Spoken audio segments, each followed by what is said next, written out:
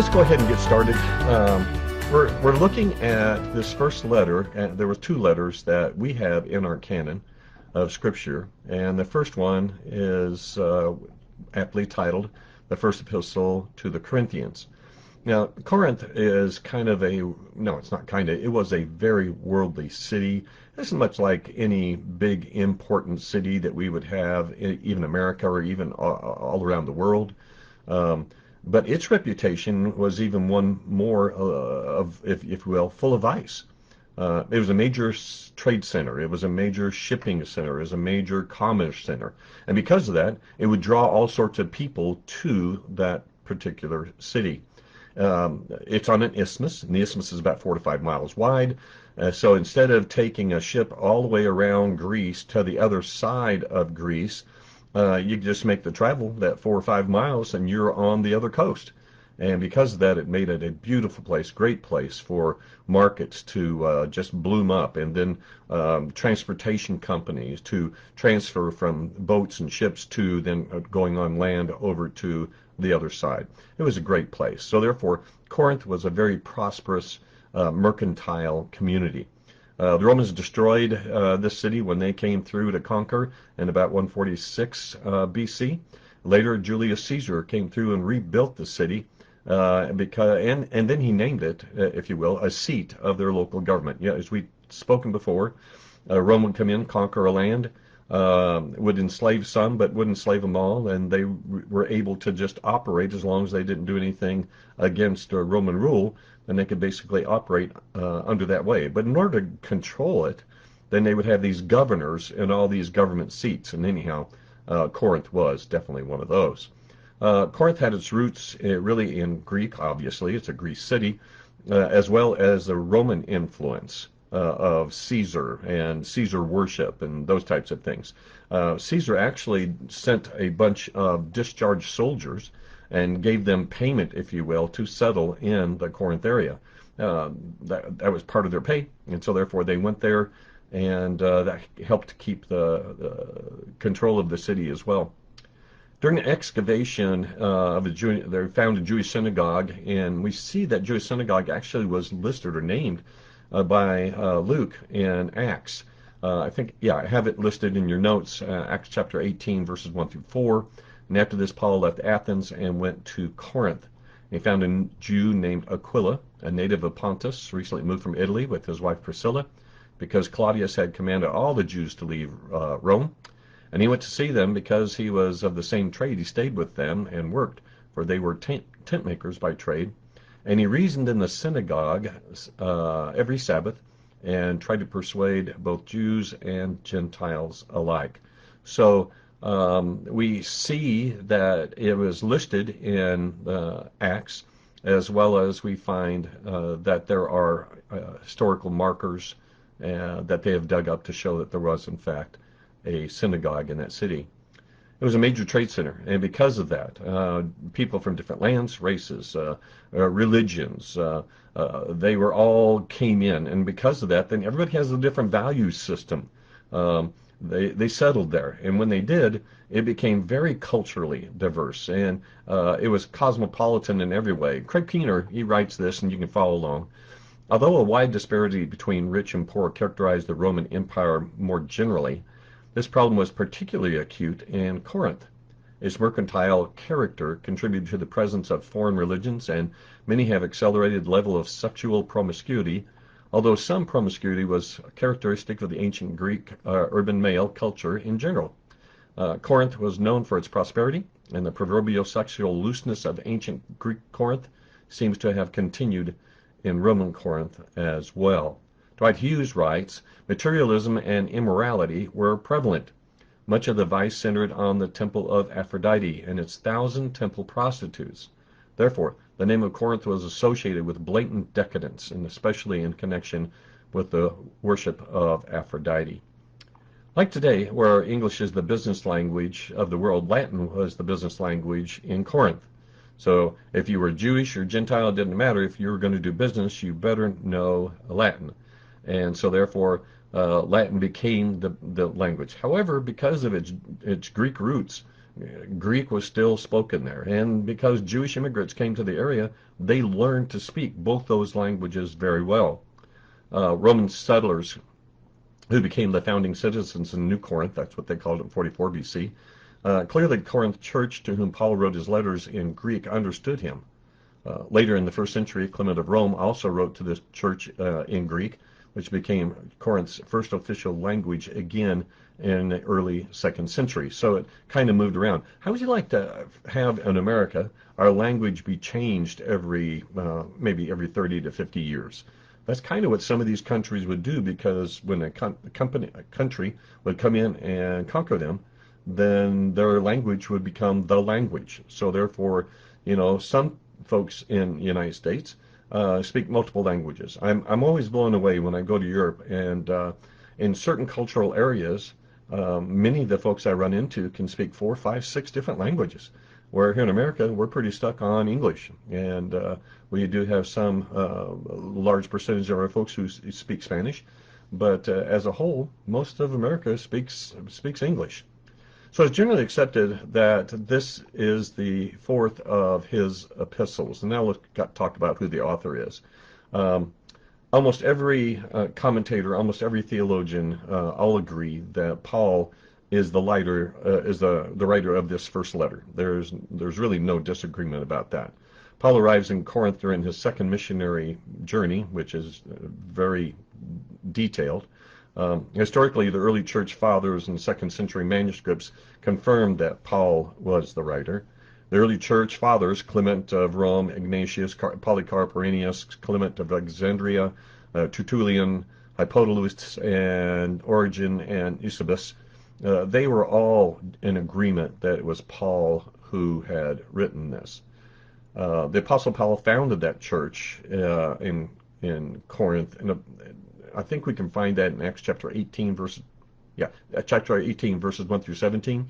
And during his second missionary journey, that was somewhere between 50 and 51 AD. So putting it into perspective, if Jesus died about 33 AD, then you see here it's taken time for the message to get as far away as Corinth. And anyhow, this was Paul's missionary journey. He goes there, he finds Jews there as well as he finds others. Paul said he came to this city in weakness and in fear and much trembling. And that's found in 1Corinthians chapter 2, verses 1 through 5. And there's a reason that he came in fear and much trembling. Let's look at this together. When I came to you, brothers and sisters, announcing the mystery of God to you, I did not come with brilliance of speech or wisdom. I decided to know nothing among you except Jesus Christ and him crucified. I came to you in weakness, in fear, and in much trembling. My speech and my preaching were not with persuasive words, of wisdom, but with a demonstration of the Spirit's power, so that your faith might not be based on human wisdom, but on God's power. Paul was at Corinth for approximately 2 years, where he found great success in converting many souls to Christ. It's here that he was introduced to Aquila and Priscilla. They were exiles from the purging that we just read about just a little bit ago from Rome by Claudius in AD 49. Aquila and Priscilla were tent makers by trade, as was Paul. The congregation included both Jews and Gentiles. And when Paul left to continue planting churches, the church was solid and in good order. Peace and harmony were ever present. However, that soon changed after his departure. I think it must have been heartbreaking for Paul to get the news that this church that he had stayed with for 2 years and left had so quickly been changed and so quickly allowed certain things to come in to the church, as well as to allow those who would argue that Paul certainly wasn't an apostle and he had no authority over the churches to come into the congregations as well. When we look at the date of this writing, some people say it's unlike others that we can find the date, and others say it's just like others. So it depends on their perspective. But it's kind of easy to date it because there are two events that happened in the Roman world that give us the idea of these dates. The first date is the expulsion from Jews from Rome, and that happened in 49 AD. And then the appointment of Galileo, which was the province of Achaea's governor in 51 AD, where Paul was in Corinth. Therefore, we can date Paul's arrival in Corinth around AD 50, and he left Corinth about the middle of 52. Paul traveled to Ephesus, remaining there for approximately 3 years, and it's at the end of this ministry there that he wrote his first epistle to the church at Corinth. Therefore, the date of around 54 to 57 AD is the date that we're going to use. Now, I might as well touch on this now. I'm not sure that I cover it later, but let's talk about it right now. Paul refers to another letter that he wrote, and we do not have that letter in our canon of Scripture. So there are those who believe that there are actually 4 letters that were written to Corinth. By the way, as a side note, I'm one of those guys. Because if I look at 1 Corinthians chapter 5 and verse 9, he writes about this letter, which we don't know. When we get into 2 Corinthians, there's also a statement talking about another letter that caused them great concern. And that letter we don't have. Unless, well, we'll get into 2 Corinthians later. But anyhow, there could be 4 different letters, but we only have 2 of those. Now, does that mean that we should try our hardest to try to figure out what those letters are? And I would say no. The early church fathers were happy with not accepting those letters, as they were with other different epistles that were available at the time. So we'll just go ahead and consider that this one was written somewhere between 54 and 57 AD, and this is the first letter then. So what is the purpose then? Now, here's the real key to these 2 letters. Unlike other letters that he is going to write, Paul is filled with emotion when he writes these, not the emotion of great praise, not the emotion of great worry, but instead an emotion that is actually just destroying him internally and his physical shape and everything else. He's having to fight for every ounce, every inch that he can get, that he truly is an apostle of Jesus Christ. That was one thing. Number 2 is he's having to go through and correct a number of issues that are found in this church that were not there when he left just 3 years earlier. So when we look at this letter, we're going to find Paul really writing to 2 points. Number 1 is correction of the things that are going wrong in that church. And number 2, that he truly deserves to be an apostle, and therefore his leadership should be looked upon as one that came straight from Christ. So let's look at this. I have a list here for us to look at. And these are things that he either is going to educate or to re-educate them on. So the divisions in the church. Now, if you've been a Baptist for any kind of period along, and I know that not everybody on this is Baptist, but I tell you, churches are splitting right and left over a variety of different issues. In the 50s and 60s, they were dividing over cabinets and color of carpet and things like that. And yet today we find the splits are happening theologically. And might I say, that is the correct way to do it. Just because a committee wants to take the carpet and change it from blue to gold is not a reason to have a fist fight, or not a reason to be angry and then to leave your church. Not a reason whatsoever. However, if the church starts preaching and teaching theological error, then it is the right time for you to leave or to try to get it fixed. So in this particular case, he begins his whole letter with these divisions that were happening within the church and how harmful they were. Next, he talks about this flagrant case of sexual immorality that was happening within the church. And I tell you, it's heartbreaking, even for me today, to read that letter and to see that the church was not dealing with this. So now Paul, as the, if you will, the adjunct pastor, he's now left, and he's left other people in charge. Now this is going on. He has to write back. This is very difficult, and you can just almost feel it in chapter 5. You can feel the emotion that he's writing this is. In chapter 6, there were 2 other things that were going on. There was folks that were suing each other, and so he has to talk to them about that. There was also additional sexual immorality that was happening within the church. And you would think, Bob, this is a lot of sexual immorality. But remember the times and remember the city that they're coming from.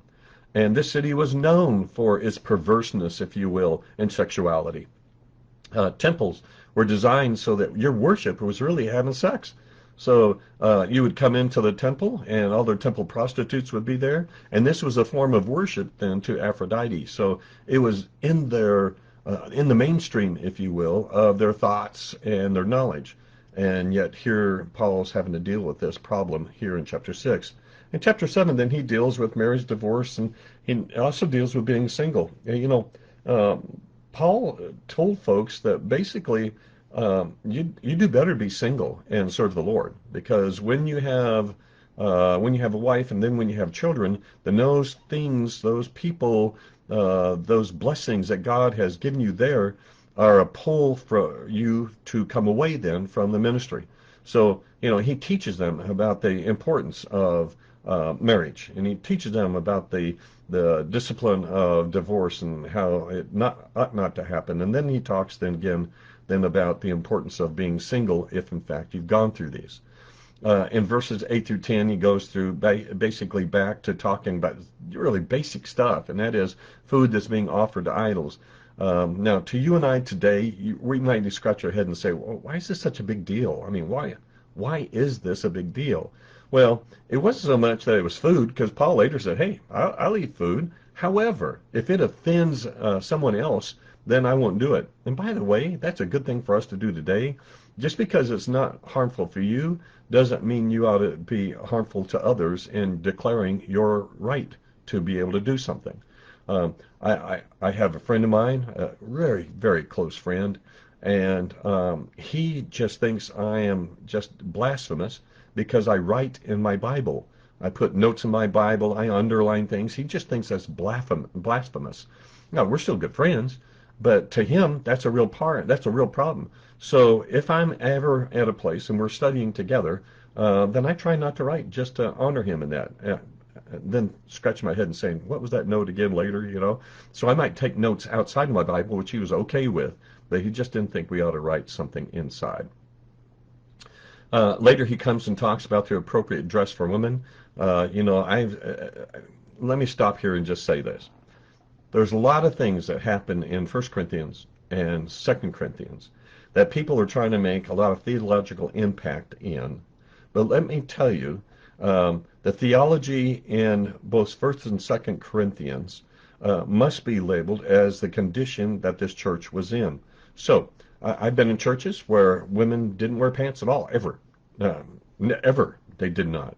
And if we went to an outing, then women didn't wear pants. They wore something that was called, I don't know, skirts or something else, where it was combination dress and shorts, that type of thing. And that was the norm. And that became a theological issue where really it's not theological whatsoever. It is perception and what you want rather than what the scripture is really talking about. Well, anyhow, Paul has to go through here and talk about the appropriate dress for women. Now, once again, let's go back. If in fact the day that this is written in, and all the temples that are outside of this church that they have to pass by all the time, and if prostitutes were looked upon as being something special, then you must understand that perhaps maybe even some of the clothing then was following those lines. Maybe some of the clothing just wasn't right, and so therefore he writes this letter. Anyhow, you read chapter 11 and see what you come up with. Also, there was an important statement made here in chapter 11 about how that they were taking the Lord's Supper and making it something that it should never have been.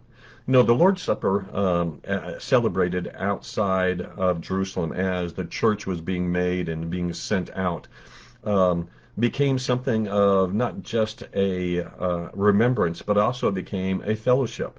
And so therefore, it wasn't just a little thing of juice and a little piece of bread. They would actually have dinners, and they'd have these banquets, if you will. And there's nothing wrong with that. We could all come together and we could have the Lord's Supper as really being a true supper, as long as we do it in the right way, as long as we understand the elements. This is my body which is broken for you, and this is my blood which is shed for you. Those are really key parts. But it doesn't mean that we have to be somber about it. It doesn't mean that we have to, walk out to the back of the door and not talk to anybody. We could celebrate the Lord and still be under conviction by God. Anyhow, they had taken this to a whole new level. And the level that they took it to was they're only inviting some of their friends to their particular love feast. And so therefore there was others that was being left out. Paul has to address this. Then chapters 12 through 14. And I'll just go ahead and say this. This is probably the most controversial 3 chapters in all of Scripture. People want to make doctrine out of these chapters.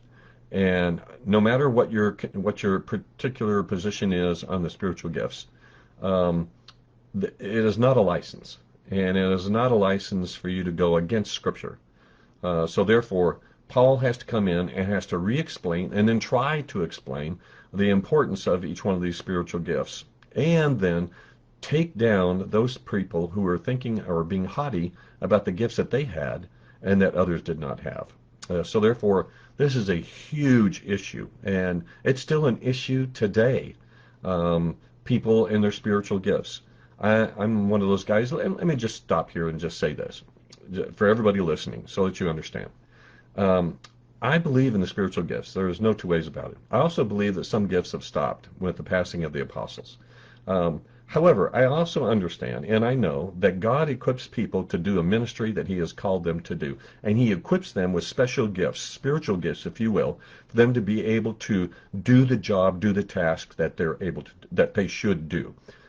I believe that when God called me to pastor, there are certain gifts that he gave me that I did not have before. I did not have them before. But because he called me to this particular ministry, then I received those gifts. Now, I think it's haughty, and I think it's selfish, and I think it's even on the wrong vein for people just to focus on a couple of the gifts and say, yeah, I'm spiritual because I have the following gifts, a.k.a. speaking in tongues or miracles or whatever it may be. What about all the other special gifts? But they're not seen as special. Instead, they're just seen as other gifts. Paul had to really work with them on that. I believe truly that there are spiritual gifts today. I don't have any doubt about that because God imparted those to me. But I also believe he doesn't impart gifts if people are not going to use them.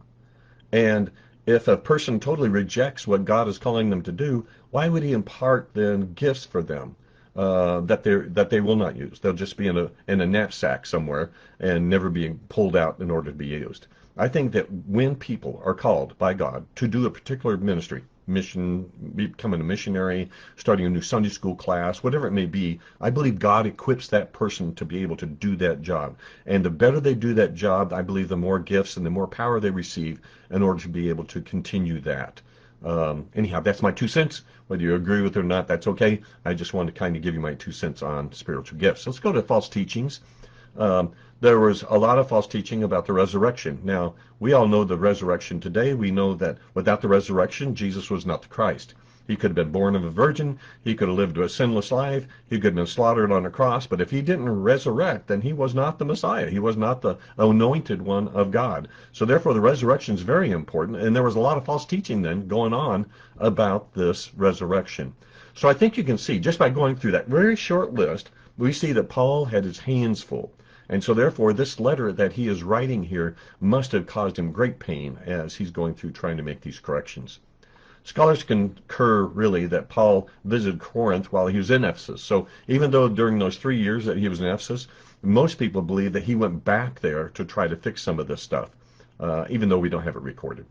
2 Corinthians chapter 2, 2 Corinthians chapter 12 and verse 14 says, "Here for the 3rd time I am ready to come to you." So he's already said that he's been there a couple of times. Now he's ready to come to him a 3rd time. So that would almost mean that he was there once, he came back again, and now in his 2nd letter he says, "I'm ready to come to you again." So it kind of leads us to believe that perhaps he did in fact visit Corinth while he was in Ephesus. Let's jump down to the audience. This ought to be pretty clear, right? The audience is the church, or the believers that are in Corinth. Remember, they didn't have a big church building, First Baptist Church, on the corner of First and Second Street in Corinth. Instead, these were house churches. And though Paul's writing into this early church really gives us a glimpse into what the early church life was like. Now, I want to also say we have these same problems today. Churches today are fumbling.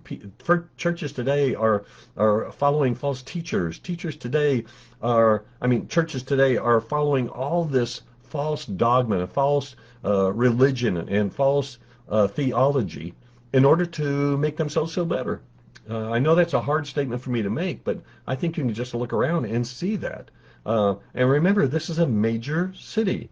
And because of it's a major city, the pull of the world is much greater.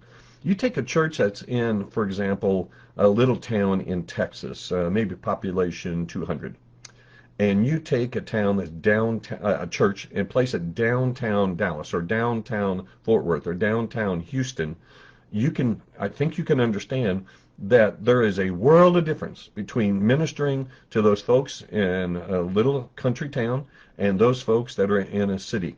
The pull of sin is so great in the larger cities. More things are available to them.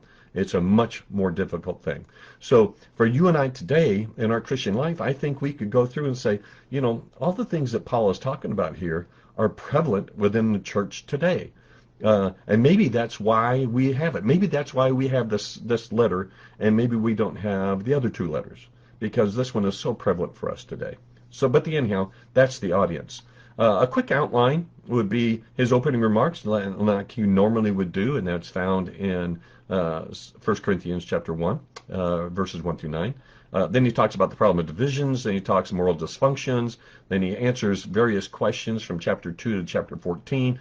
And now, how did he answer those questions? Somebody had brought him reports of what was going on in that church, and so therefore he's responding then to those questions. So even though he's been in Ephesus now 3 years, obviously he had been receiving information from different folks, and maybe they were even asking questions. Maybe Paul, don't get mad, maybe Paul was like Google. We ask Google, hey, where's the closest restaurant to where I'm located? And Google will pull it up and say, well, this is the closest one. Well, remember, they didn't have books and theological seminaries at this particular time. So they went to the source. If Paul is the source, then let's go to Paul. So he receives these questions, and now then he starts answering all these questions. And why? Not only does he give his answer, but he also gives the whys of his answer. We find that in chapter 7 all the way through 14. We talked about the resurrection, how important that is, and then the Jerusalem offering. Now, by the way, this was very close to Paul's heart.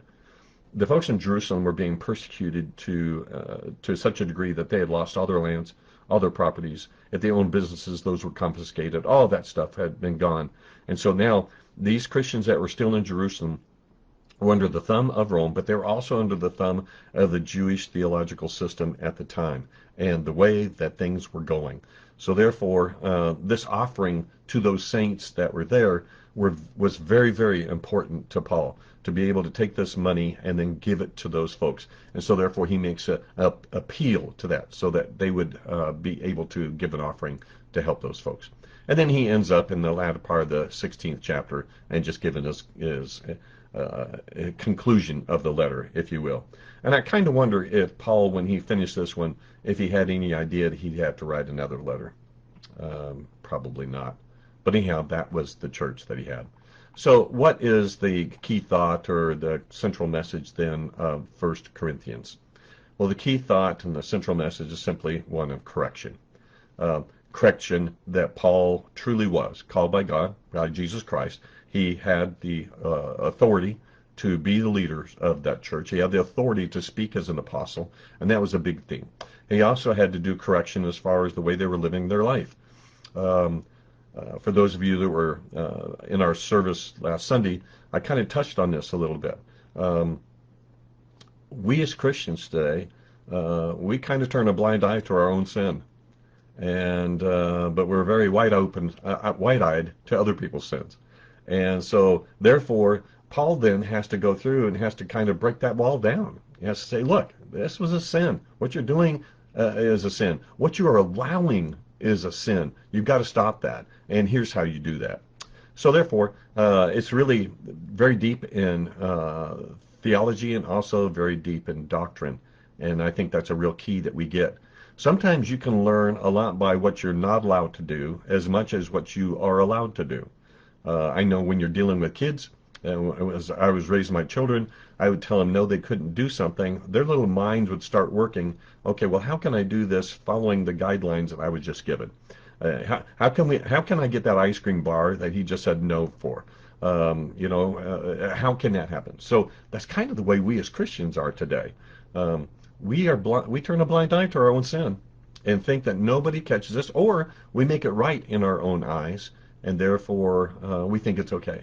But I got to tell you, sin is still sin, no matter how you do it, no matter how you cut it, no matter how you look at it, it's still sin. And we, as Christians, we as the church today, need to approach sin in such a manner that we understand that we have offended a holy God.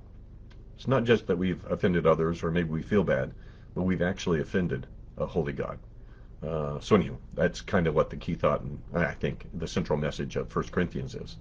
There are lots of connections to the Old Testament. I've given a listing there of a few of the things that are there, but those are just examples. I think as you go through, if you just want to look for all of the quotes from the Old Testament, or even the allusions to things that happened in the Old Testament, then I think you would find many more. I listed a ton of key verses. I'm sorry. This book is just filled with really key, pivotal verses that I think would be good for all of us to read and understand. By the way, I hope everybody read 1 Corinthians. And I hope between now and next week, I hope everybody reads 2 Corinthians.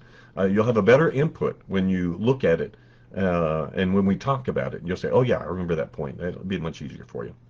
So what are the key words? Well, I just did a number of times the word is found, and I found it very interesting. Wisdom is used 18 times. So in those chapters, we find it 18 times. 16 chapters, we find it 18.